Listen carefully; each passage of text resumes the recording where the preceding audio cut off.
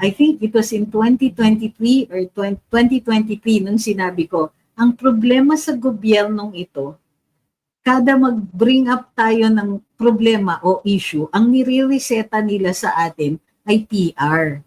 Every time something goes wrong, o ayan, they lose an election, PR ang sagot.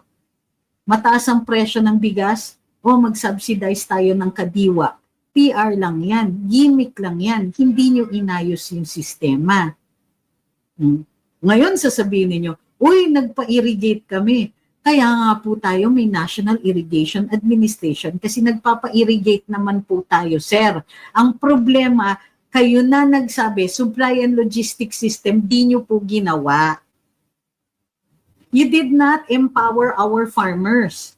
Instead, you authorized untrammelled importations through Executive Order number 67. Nakalimutan niyo po ba? Hindi lang yun. Pinaamyendahan niyo yung rice tarification law. But then you ordered your minions in Congress to blame the RTL on PRD. O, imbis na tanggalin niyo yung RTL, inamend ninyo. At hanggang ngayon, you're still blaming PRD for that. Ano ba na paamyenda ninyo? Ano yung pinaamend ninyo? Binalik niyo sa sa NFA yung power to sell. Hindi niyo pa kinuha yung pagkakataon na ayusin yung supply and logistics system?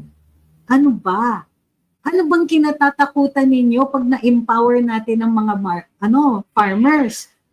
Yung mga kaibigan nila, yung mga kaibigan ninyo, Mr. President, yung mga kaibigan ninyong middleman.